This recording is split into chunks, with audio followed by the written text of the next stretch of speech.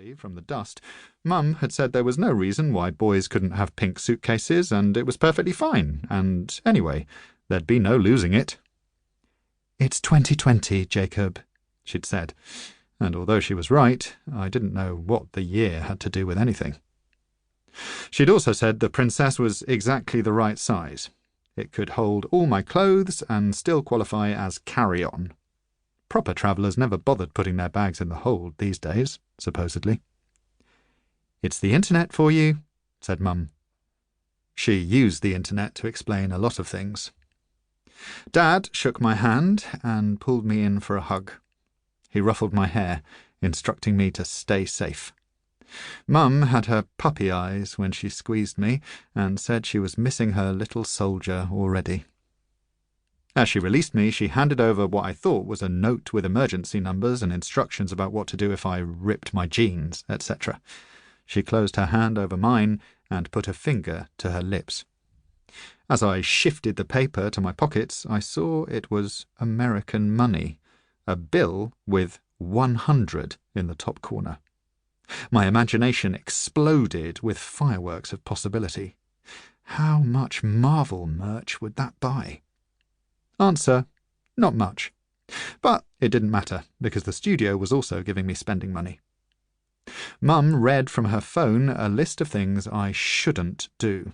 1. Lose my passport. 2. Miss the plane. 3. Agree to carry things for strangers, especially friendly men with beards. 4. Eat or drink American things, if I wasn't sure what they were. 5. Loiter. 6. Flush the plane toilet without the seat being down. 7. Forget to exercise my legs and get deep vein thrombosis. 8. Allow myself to be distracted when leaving the plane. 9. Lose the instructions about the connecting flight. 10. Miss the connecting flight. "Understood," I said. "Thanks, Mum." "Do you want me to write them down for you? I'll write them down." I told Mum that it was fine, and she didn't need to write them down. "What was number 5, then?" asked Amy, suddenly present. "Loiter?" I asked.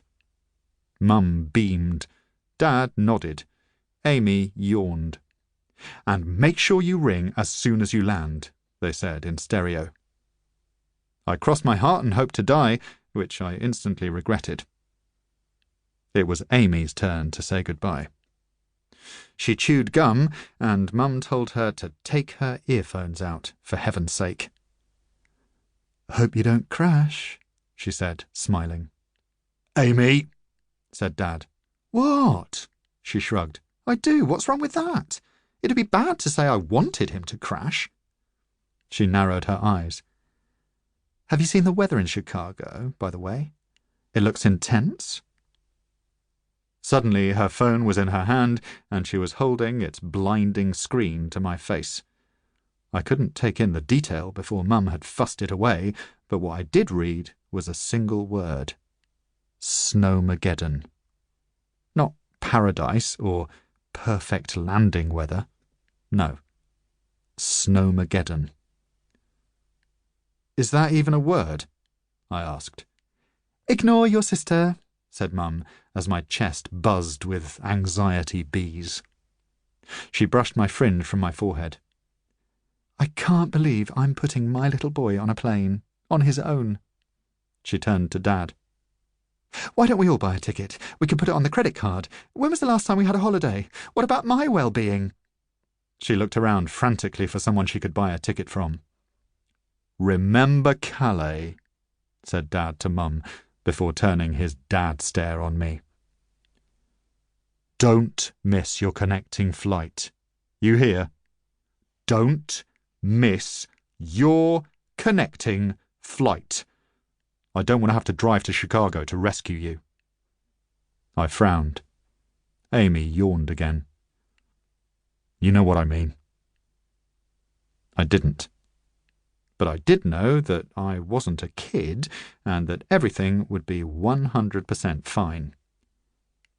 "I'm not a kid," I said, sounding about as convincing as a nativity play. "Everything will be 1,000% fine." "Just make sure you stay safe," said Mum, her smile looking like it had been branded onto her face.